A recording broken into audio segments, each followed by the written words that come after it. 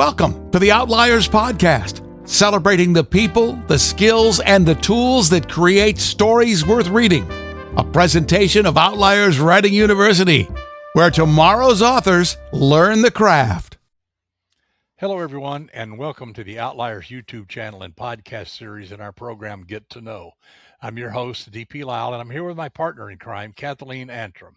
Thanks, Doug. It is great to be here. We have got bestselling author Ande Pliego with us. She and I got to hang out a little bit at Thriller Fest and really got to know each other a bit.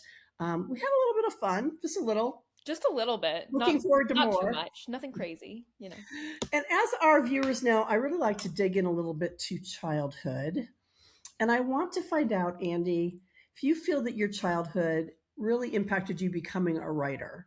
And I think we've talked about this a little bit before, but I want to kind of expand on that. I really want to know, did you have imaginary friends, or did you have a lot of, and I want to know their names, and I want to know if you were like an introvert, an extrovert. We want the details. So okay, tell us about it.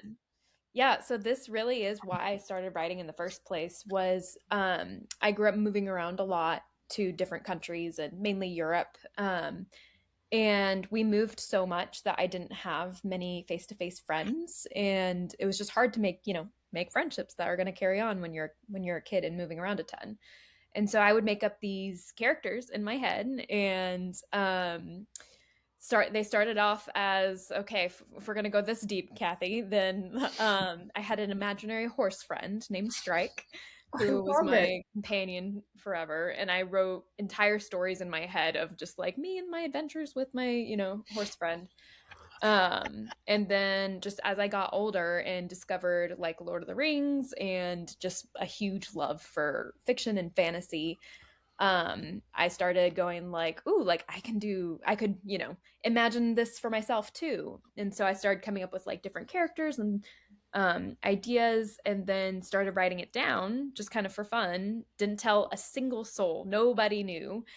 And by the end of when I was maybe 14, I had almost an entire trilogy written of like full length, like hundreds of pages, characters. Wow. It was an epic battle that was based off of the Punic Wars because I was that kind of kid. And I wrote multiple full-length spin-offs. It was a whole thing, but no one knew anything. Did Carthage win this time? Didn't want to tell anyone. So. Did Carthage win your wars, or? I didn't quite get there in the end. So it started out that way, and then I had characters where I was like, this is going to be inspired by Hannibal Barca, and then sorry, that's my cat, my very fat cat who almost fell. And like this character is going to be inspired by Scipio Africanus, and then I even threw in Vlad the Impaler. It was like, pulled some inspiration there. I was a very bizarre child, so yeah. We're all kind of geeks. I kind of think that's one of the things that draws the writers together, is we're all kind of geeks.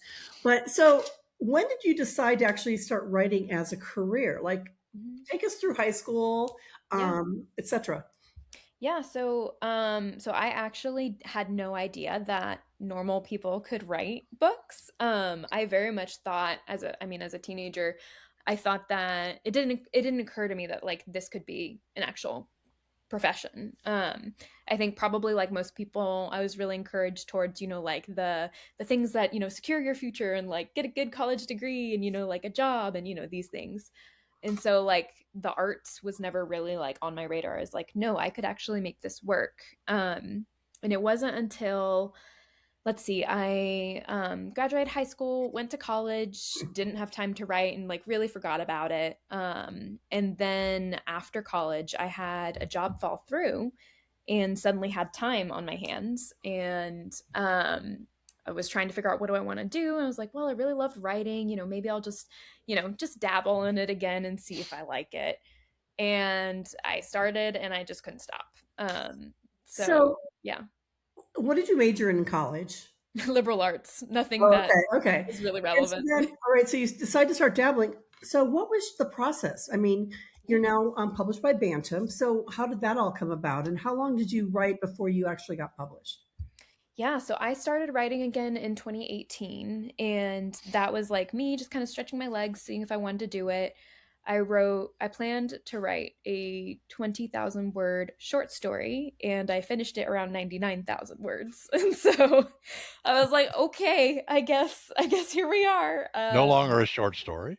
No longer a short story. And so that book it's the book that I wish I could have read as a teen. And so it deals with a lot of like coming of age struggles and things. And so that book made me go, okay, I want people to read this. I want teens to read this. So like, what do I do? How do I do that? And so started researching. I came across author Adrienne Young, who she's fabulous. She writes YA and adult, but she started an online community for writers, for young writers. And so I joined that, and that was kind of my first insight into like, oh, like, so you get an agent, so then you get, and then, you work on revisions, and like, this is kind of how it works. And so that's the first bit of how I stepped in a little bit and learned to query from there. So is that how you got a publisher? Was query or an agent by querying, or did you meet them in person? no, so yeah, so when I started querying, I didn't know I don't think I knew anyone in the publishing world at all. It was really only later on that I started meeting some other very kind authors who took pity on me and kind of like would help give me advice and guide me through things. But most of what I learned was really just an obsessive, Googling and like, like Adrienne Young mentioned, query letters. Like, let me go learn everything I can possibly learn about that. So my agent picked me out of the slush pile, and we were both, well, I mean, obviously I was at the beginning of my career, but she was a newer agent. And so we've really got to see our careers grow together, which has been amazing. So, yeah. So you decided you were going to write this 99,000 word short story. And so you sit down with pen and paper or computer. What's the first thing you did? Did you start thinking about all the things that had to happen in the story, or did you just say, hey, I got this idea, let me just start with scene 1, chapter 1? That's pretty much how I started. I tried the Stephen King method because I read On Writing, and that was pretty much the first thing that I read about writing. And so I was like, oh, I'm going to do what he does. I'm just going to sit down and follow my characters around.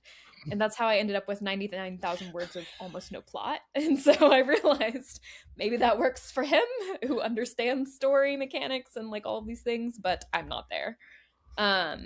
So then I actually revised that book. I completely rewrote it about 12 times before I started even querying. And so I was just trial and error, just realizing like, nope, like it can't, like the plot's not working at all. Like I'm going to have to figure out something else. I discovered the Save the Cat beats, and that was just like, oh, like so helpful. And so just very much trial and error all over the place. Yeah, Save the Cat's a pretty good book. I mean, a lot of people read it, and me, I'm not much of a plotter. I do the Stephen King thing. Let's start writing and see what happens. But I'm so jealous. But for plotting, Save the Cat's the real deal. It's a good one.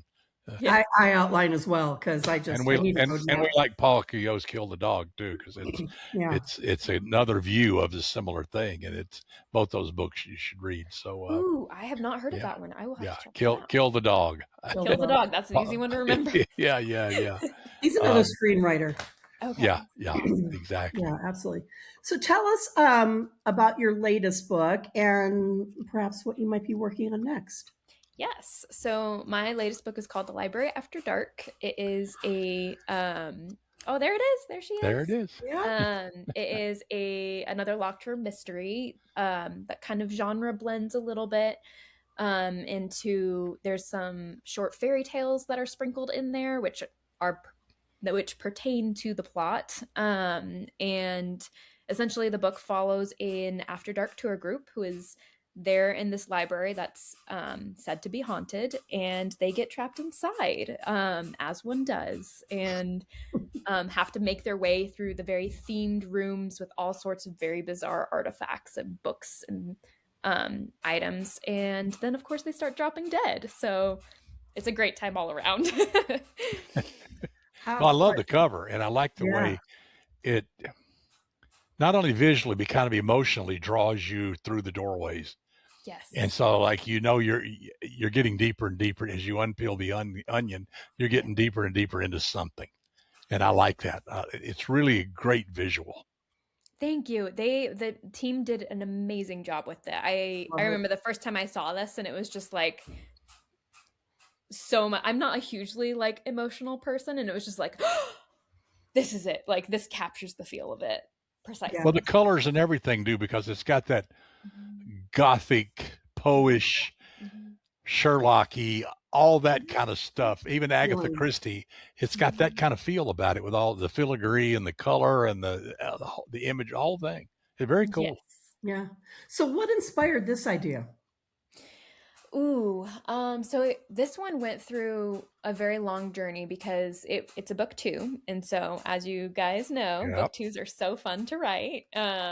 They're a lot more complicated, and so with this one, it started out as something completely different, and I only kept kind of a bit of a framework for it, and so I had this idea of like these two dueling families and kind of a rivalry between them and then like their descendants. And that really, when I like took that scaffolding off and shifted it into the library setting, that really like faded to the background, but provided a really cool, I think, foundation for the story. And I really got to chase like, okay, like, well, what would happen if there was these two families and then their kids and then their kids' kids? Like what happens throughout those three generations? Oh, very cool. So if you had to pick an aspect of craft that was your favorite, what would it be? What do you love most about writing? Okay, so there's two things that I absolutely love. I love red herrings. Like I have a very specific method of how I come up with them, and I absolutely, that's my favorite part, is like, oh, how can I pull one over on the reader? It just delights me. So I love that. And also line edits are my absolute favorite, just the prose aspect of things. Yeah, really, it's so much fun to take what's so raw. You know, if you just like I just write the crappy first draft, Sure. and it's so fun to make it read like the wind, like all that Yes. tinkering. Yes, I enjoy exactly. that too. Yeah, no, I think writers that are just starting out should learn that. You talk to people and your friends in passive voice, so you're going to write in a passive way. You're going to have the was following and followed by the ing. It's just going to happen. That's okay. That's okay for a first draft. You go back and fix all that stuff, and that's where the editing comes in and making the writing correct. And so I agree with you. I love editing. The first draft is the work. It's hard. The hardest. It's Yes. so, yes. But once you get it on the page, okay, now let's go play with it. Yes. Yeah. Yes. Exactly. Absolutely. So what are you working on now? Yes. So I am first drafting and such a great time. No, but I actually love this book and I'm so excited. I'm sending pages to my agent this week. She'll be the first person to ever see it, which is so exciting. And so it's a thriller. So I can say that much. It's a thriller. It's not sold yet. So hopefully soon we'll see. But it has a genre blend like each of my thrillers do. So like thriller's kind of the foundation, and then there's like little branches that go off of it. And let's see what I can say about it. It has a familial element to it that is new to my writing. So, yeah. Cool. Very cool. So are you going to be exploring those relationships, family relationships? Yes. Love it. A family is very central to the story. So very, very cool. Cool. Well, tell our viewers how they can learn more about you, where your website is, what the name of your website is, etc. Tell us about it. Yeah, so my website is just my name, andepliego.com. A-N-D-E is the weird, well, Pliego is weird too, P-L-I-E-G-O. Just that, and then my Instagram handle is Ande Pliego Writes, and that's pretty much probably the most up-to-date places that you'll find my information. So, yeah. Very cool.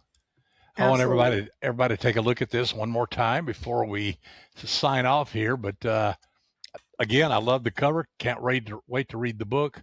It looks fantastic. Congratulations. And It everybody go looks out and like buy it was that a lot book. of hard work. Thank you so much. I couldn't be prouder of it, honestly. And we can't wait to have you back. You're a fun Yes. interview, and we'll have you back with your next With the book. next book, absolutely. Unless we just Absolutely. decide to bug you and talk more about your childhood. Yeah, And yeah. so Sounds great. There's always more, isn't there? Oh, there's yeah, always more. always. Well, thank you.